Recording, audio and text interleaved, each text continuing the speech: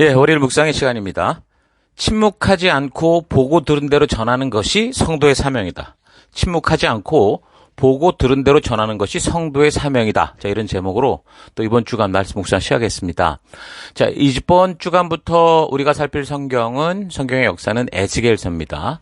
자, 우리가 이제 예레미야서와 에가서를 통해서 지금 남유다 이 멸망 시기의 그 역사와 관련된 것들을 살피고 있는데, 아직 남유다의 몰락과 관련해서 살펴야 될 선지서들이 지금 남아있는데, 그게 이제 에스겔서, 그리고 이제 다니엘서죠.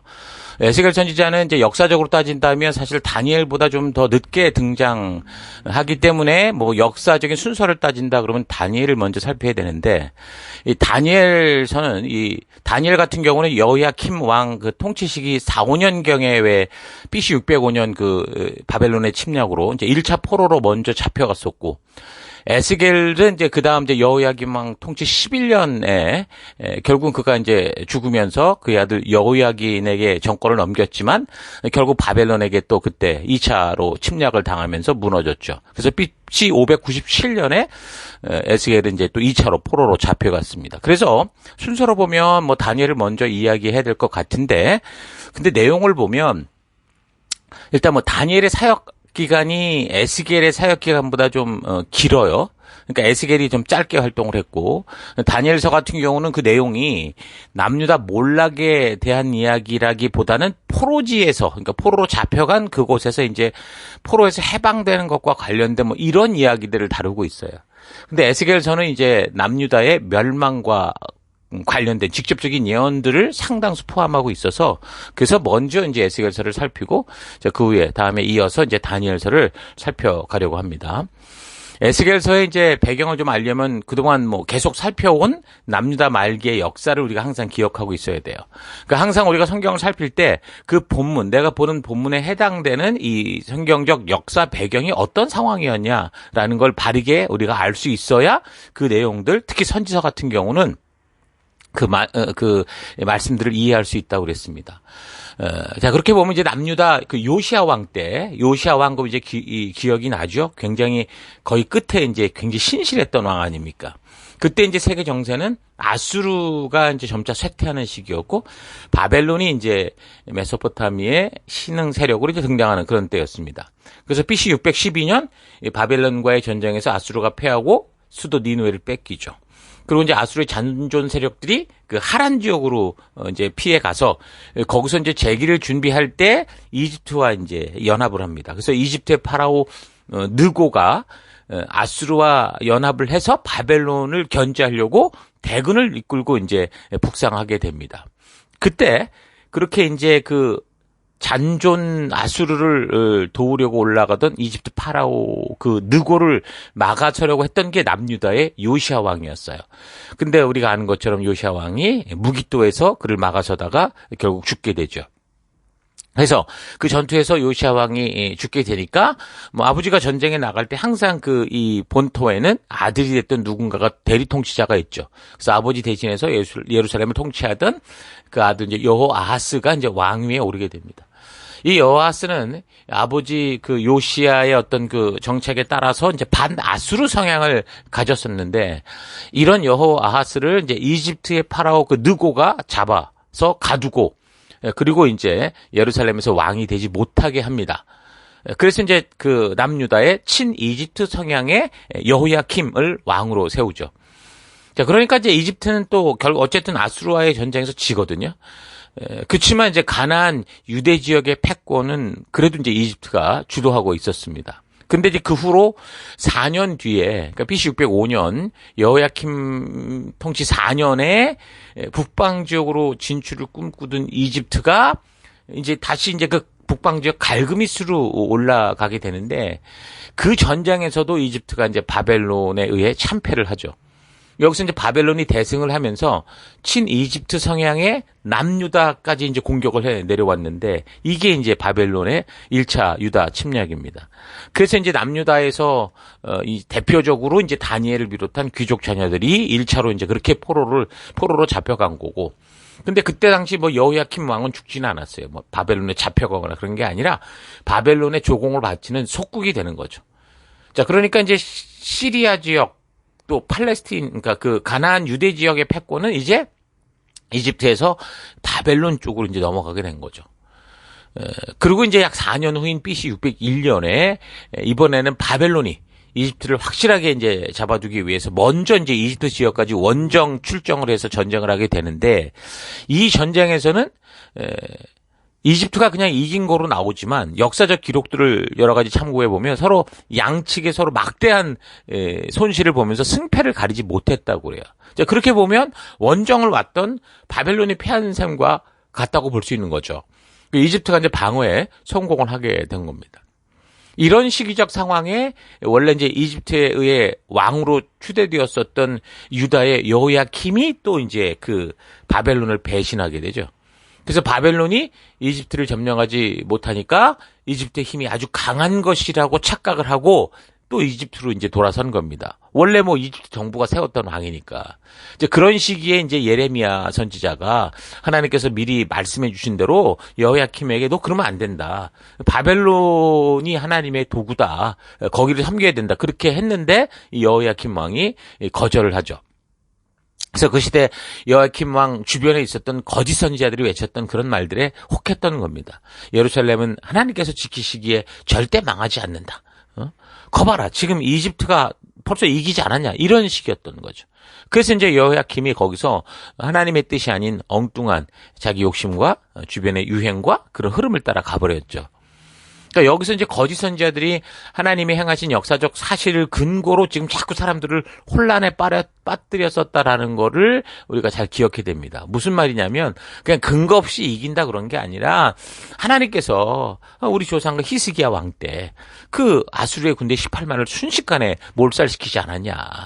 오늘 우리들 앞에 나가온 하나님의 성전인지도 모르고 달려들었던 바벨론의 군대도 하나님이 그렇게 멸하실 거다. 이런 식으로 성경에 나오는, 그러니까 그 역사에 나오는 것을 근거로 이들이 긍정의 얘기를 했던 거죠. 그러니까 그런 상황 속에서 당연히 이런 말들은, 긍정의 말들은 참으로 듣고 싶은 말이고 정말 그렇게 되기를 소망하는 말이긴 해요. 근데 중요한 건 그게 하나님의 뜻이 아니었다라는 거죠. 근데 이제 저들은 하나님의 그 행하신 그 믿음으로 선정하는 사람들에게 보여주는 하나님의 그 역사를 자기 것처럼, 자기들이 누릴 것처럼 그런 걸 근거로 사람을 속이고 결국 민족을 패망으로 몰아넣는 일. 그 거짓 선지자가 그렇게 되는 겁니다. 자, 어찌됐든 이때 바벨론의 느부갓네살은 이 남유다의 여호야킴이 행한 이런 사실을 보면서도 즉각적으로 외부 원정을 떠나지 않았습니다. 이미 뭐 이집트와의 전쟁에서 많은 이 전력을 손실하기도 했었죠. 그래서 이제 또 그 당시 이제 BC 599년 정도에는 다른 지역의 문제들도 생겨서 거기에 집중을 했었지만 결국 이제 이스라엘 주변 지역에서 이미 바벨론의 속국으로 있었던 그런 나라들의 군대를 동원시켜서, 그러니까 아람 족속, 모압, 암몬 이런 족속들을 또 동원시켜서 유다 땅을 공격하게 만든 거죠. 마치 요즘에 이란이 그 자기의 그 이 수하 세력들을 가지고 이스라엘 주변에서 공격하게 그렇게 했던 겁니다. 그러다가 마침내 BC 598년에 이제 느부갓네살이 직접 이제 군대를 끌고 출정을 한 거죠. 그게 이제 바벨론 2차 침공으로 이 전쟁의 와중에 이제 결국 그렇게 여기 붙었다 저기 붙었다 했던 여호야킴, 그러니까 하나님의 말씀대로 가지 않았던 여호야킴 왕이 비참하게 죽게 되죠. 아마도 이런 국가적 위기를 일으킨 원인으로 그 여호야킴 왕이 탄핵을 받아서 바벨론을 배신한 본보기로 이제 여호야킴 이 왕을 제거를 해서 바벨론의 느부갓네살에게 좀 이 자기들의 호의를 받으려고 했던 어떤 유다의 세력들, 그런 세력들에게 암살 당했을 가능성이 커 보인다. 이렇게 이제 얘기를 합니다. 예레미야 뭐 22장이나 36장의 어떤 근거들을 보면 그럴 수도 있을 거라고 봐요. 결국 어쨌든 이 여호야킴은 그렇게 죽고도 사람들이 그를 불쌍히 여기지 않는 그런 일을 맞이할 거다. 이 예언자가 얘기하지 않았습니까?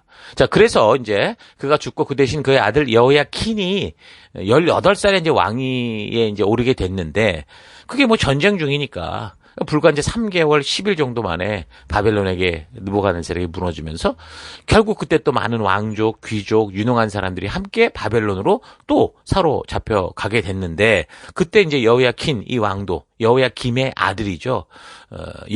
요아스 왕의 손자인데 여호야킨 이 왕이 포로로 잡혀가고, 그리고 이때 이제 에스겔도 잡혀가게 되는 겁니다.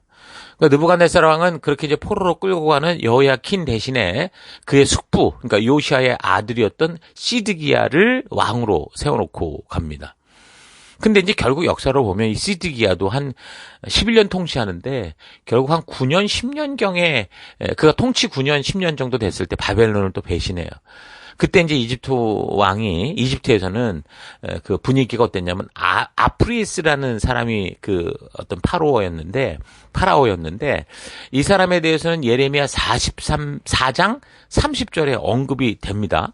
나름대로 그 시대 이집트의 번영과 진보를 만들었던 왕이었고 느부갓네살이 예루살렘을 포위 공격할 때 그때 이제 유다를 돕기 위해서 BC 588년 소규모의 병력을 파병하기도 했던 그런 사람입니다.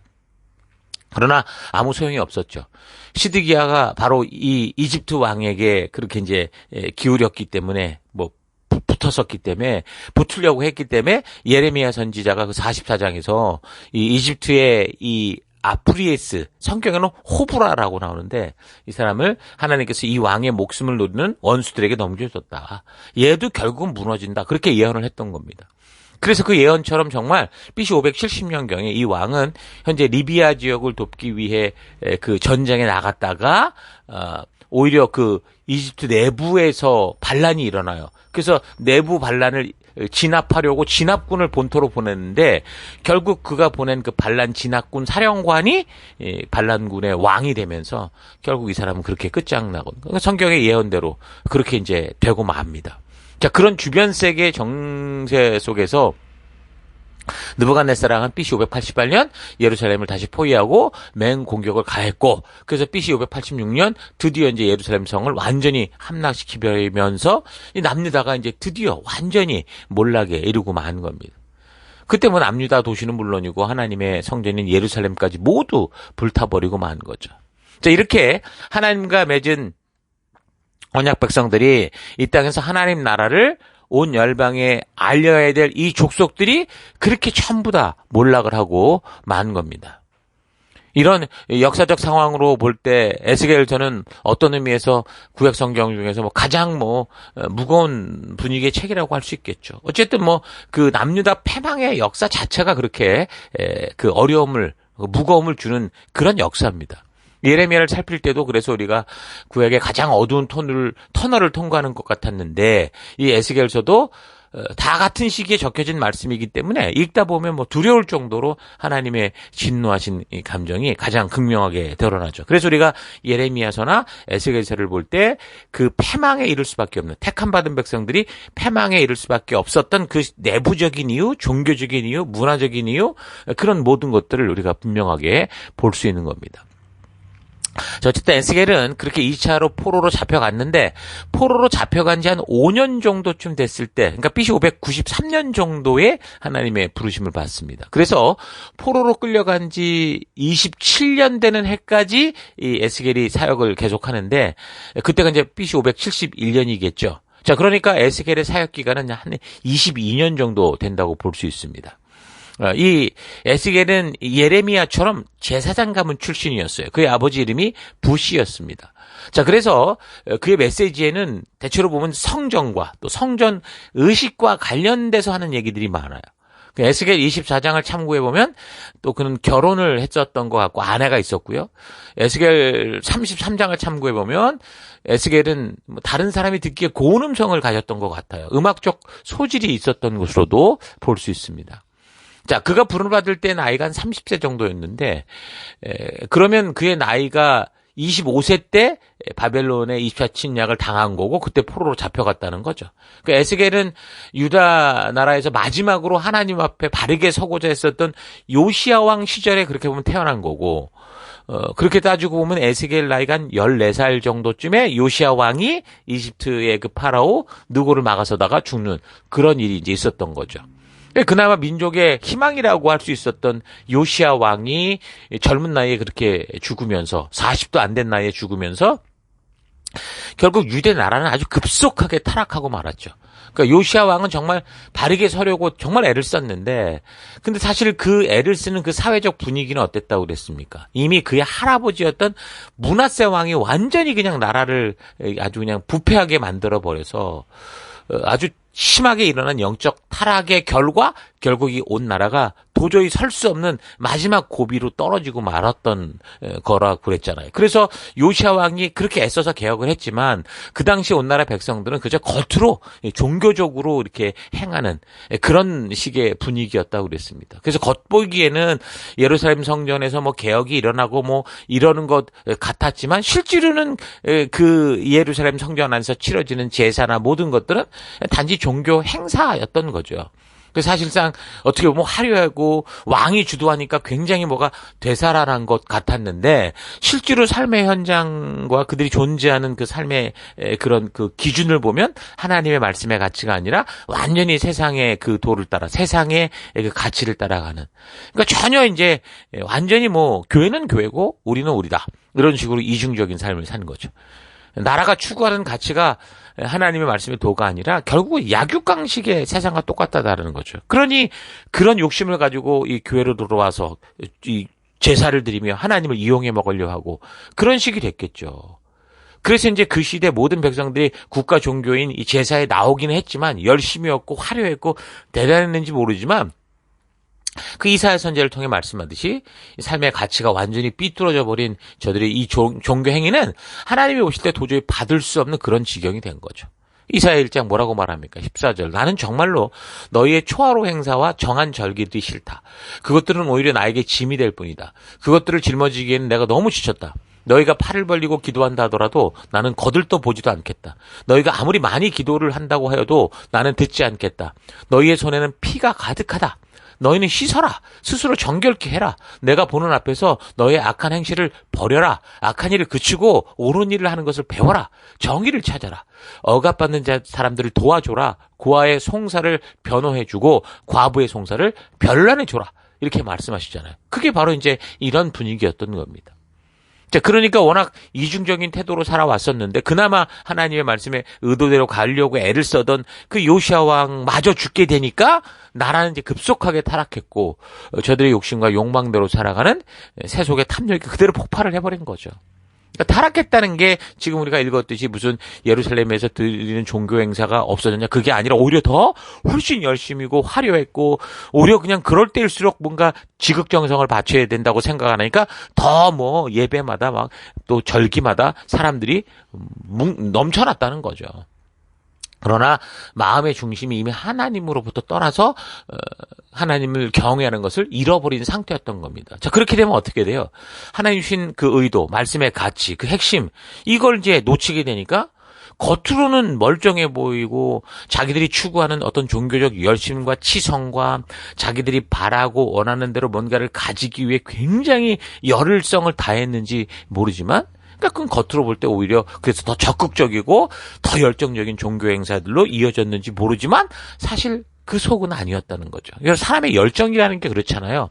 외부로부터 도전을 받아서 하는 건 그렇게 뜨겁지가 않아요. 부모들이 자녀에게 공부하라고 할 때 자녀가 깨닫고 스스로 그 어떤 그 이 안에서 오는 그런 열정을 가지고 가면 굉장히 열심히 하는데, 그렇지 않고 뭐 설득받고 이래서 하면 어떻게 돼요? 뜨뜻미지근하고 잘 안 되잖아요. 사람이라는 게 그런 정도잖아요. 그런 정도 존재거든요. 자기가 뭐 하고자 하는 자기 욕심과 뭐가 탁 발동하면 정말 어느 때보다 너무너무 뜨겁고 열심히 한다는 거죠. 그래서 종교적으로 봐도 교회 속에서도 어떨 때 너무 뜨거운 사람들을 잘 보면 이거는 진정한 부르심으로 말미암는 그런 어떤 그런 그 열정이 아니고 오히려 자기가 지금 바라는 어떤 게 있어요. 뭐 음악적으로 또는 어떤 종교적으로 뭔가를 바라고 기대하는 그런 열정이 막 폭발하는 거죠. 그런 욕심, 이 참 이렇게 표현하기 안타깝지만 뭔가 자기 안에는 그런 어떤 종교적 열심으로 인해 너무도 뜨거운 것들을 봐요. 그런 사람하고 같이 있으면 지치죠.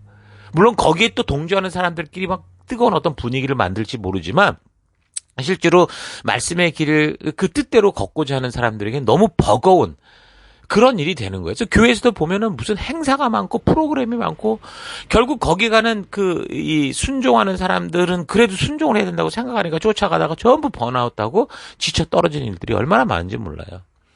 자, 그래서 그 당시 바벨론의 침략을 2번이나 당하고 나라의 위기가 닥치게 되니까 하나님의 말씀이 아닌 자기 어떤 그 신앙, 자기 열정에 빠진 이 사람들이 더더욱 간절하게 하나님이 이미 약속하신 것들을 막 근거로 붙들고 자신들을 위기에서 구원해 내실 하나님을 믿자.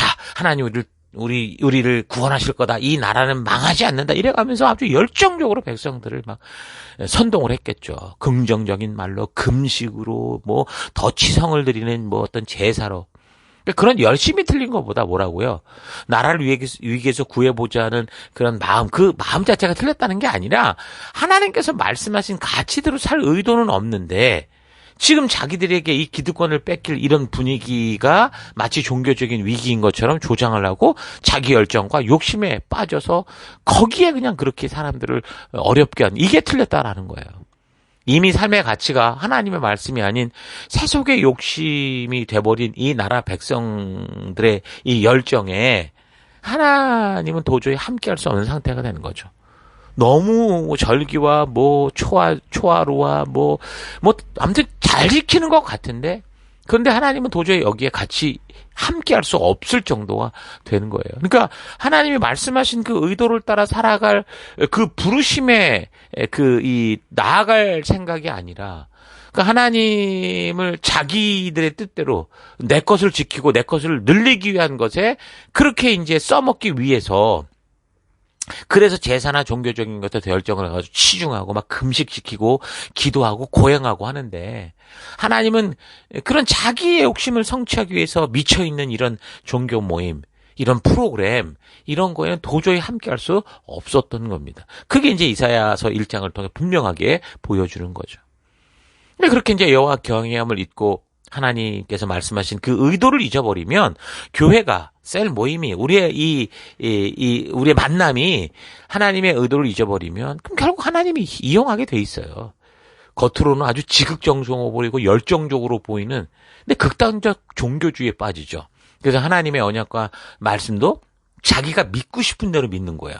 자기가 사용하고 싶은 데다가 아무거나 갖다 붙여가지고 그렇게 이제 막 사람들을 선동하는 그 거짓 이 종교 지도자들이 나오게 되고 그래서 이제 자꾸 형식들을 더 추구하고 뭔가 지극정서를 더 추구하는 결국 우상숭배를 따라가게 됩니다. 거짓 종교 지도자, 거짓 예언자들이라는 사람들이 교회에서 엉뚱한 우상을 들이밀면서 그걸 하나님이라고 속이는 짓을 하는 게 아니라 하나님이 말씀하신 의도를 상실한 채 하나님이 말씀하신 의도와 가치를 따라 살아가지도 않으면서 그저 하나님이 행하셨던 분명한 기록들을 근거로 자기들이 생각하고 바라고 원하는 대로 될 거다. 이런 식으로 사람을 자극하는 거 이거 굉장히 큰 문제예요. 오늘날도 교인들이 하나님의 말씀의 가치와 의도를 따라 삶의 현장에서 살아갈 생각도 없는데 하나님이 우리를 교회로 부르신 말씀 가운데 서고자 하는 그런 의도도 없는데 그런데 부흥회나 찬양 집회나 은사 집회 이런 걸 통해서 자기들이 간절히 기대하고 바라는 대로 이루어질 것을 추구하고자 하는 이런 것들을 자꾸 선동하는 이런 것이 확대되고 뭐 그런 모임에 가면 뭐 다른 거 없어요. 그저 믿습니까? 아멘 외치고 그저 자기들의 집단 행동에 취해서 막 그렇게 행하는 일이 너무 많죠. 이런 모임들 겉으로 보면 정말 더 신앙적이어 보인다니까요. 더 간절히 기도하고 눈물로 기도하고 금식하며 기도하며 그렇게 해요. 근데 겉으로 보면 그래서 겉으로 보면 정말 하나님이 이들과 함께하는 것처럼 그렇게 보이는 게 너무 많죠. 하나님의 뜻이 아닌 자기들의 기대하는 바를 채우기 때문에 하나님이 도저히 함께 할 수 없는 이런 모임들. 바로 이런 모임에 대해서 그래서 하나님께서 이사야 선지자를 비롯한 많은 선지자를 통해서 도저히 함께할 수 없는 예배요, 제사요, 교회 절기 프로그램들이다. 그렇게 이제 선포를 하시는 거예요. 그런데도 그런 자신의 현실을 보지 못하면 이집트에 의해서 왕으로 추대된 여호야킴 왕 같은 경우 하나님께서 예레미야 선지자를 통해 전하도록 기록해 주신 그 말씀을 막 어떻게 했어요? 받아가지고 칼로 다 난도질을 해버리고 불에 태워버리는 그런 짓을 하잖아요. 그 결과 결국 바벨론의 침공으로 자기 자신도 죽고 자기의 아들 여호야킨은 포함한 이 나라의 인재들이 많이 포로로 잡혀가게 된 겁니다. 그런 역사를 에스겔이 그 역사 속에서 함께 살았고 그렇게 이제 그 자신도 바벨론으로 끌려가는 거죠. 에스겔은 제사장 집안이었기 때문에 그리고 보편적으로 이제 20살이 되면서 마치 인턴처럼 그 아버지를 보필하면서 제사장을 보필하면서 배우는 그런 방법이었기 때문에 어쩌면 에스겔 같은 경우 시대적 분위기가 종교적인 것에 치우친 그런 세태 속에서 그렇게 제사장 인턴 교육을 받고 있었을 거예요. 그러니까 그 흐름에 따라 에스겔 또한 그렇게 배우고 있었겠죠. 그래서 이제 그도 말씀으로 바르게 만약에 무정하지 않았었다면 아마 그냥 그런 시대의 흐름 속에 나름 제사장이라고 하면서 목에 힘주고 아버지를 딛는 어떤 제사장으로서 그 시대의 정치와 모든 권세들이 함께 흘러가는 대로 그렇게 흘러갔을 가능성도 있어요.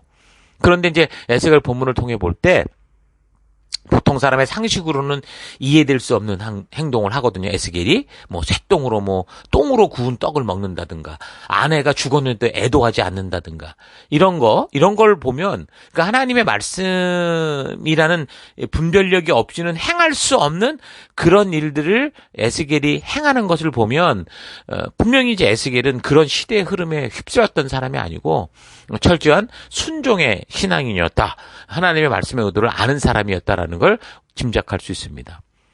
심지어 그는 1년이 넘도록 하나님이 한쪽으로만 누워서 지내면서 뭘 이렇게 예언하라고 했던 그대로 순종하고 그런 걸 보면 에스겔은 그런 말씀대로 순종하고자 하는 상당한 열정적인 성품을 가진 그러니까 하나님 말씀 그대로 살고자 했던 그런 사람인 것을 알 수 있습니다. 자, 그러니까 에스겔 또한 예레미야와 같이 하나님 주신 말씀을 가감하지 않고 그대로 전하는 그런 사역을 한 걸로 봐서 분명히 아마 예언 활동하다 그 당시 죽음을 당했을 가능성이 커 보이는 거죠.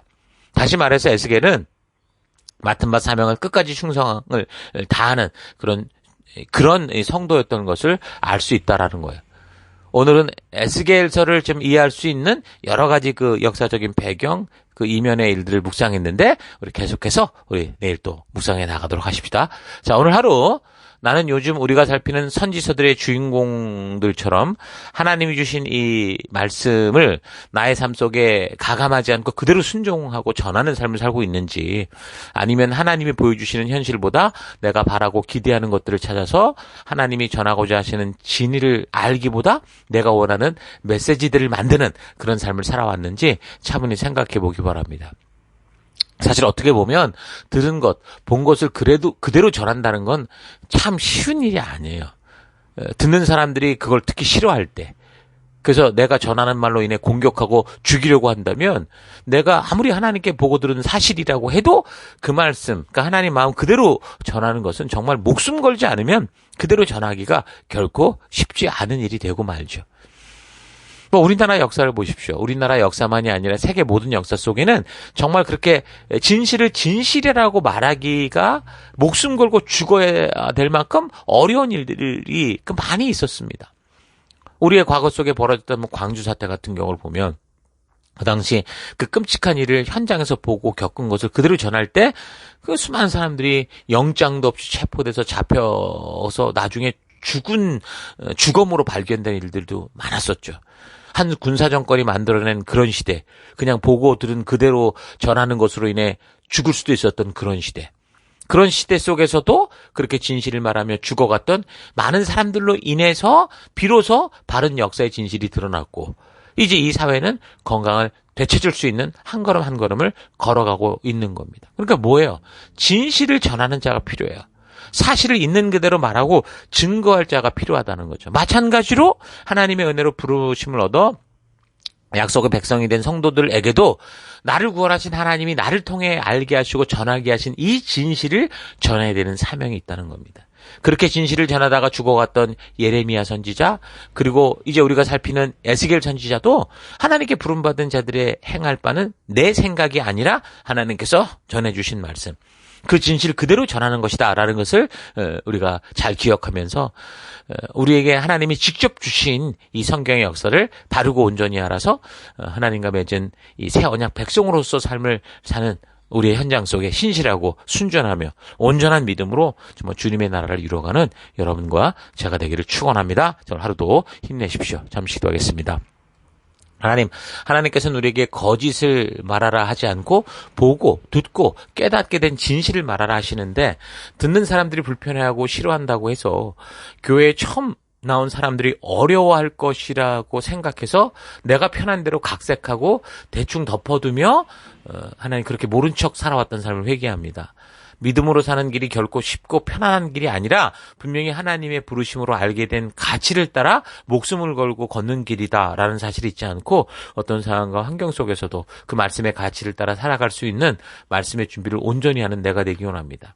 믿음으로 살아가는 구별된 거룩한 백성들에게 주신 그 말씀을 대충 행하며 사는 삶이 아니라 말씀하신 그대로 살아가는 내가 되기를 원합니다. 침묵하지 않고 보고 들은 대로 전하는 게 성도의 사명이요.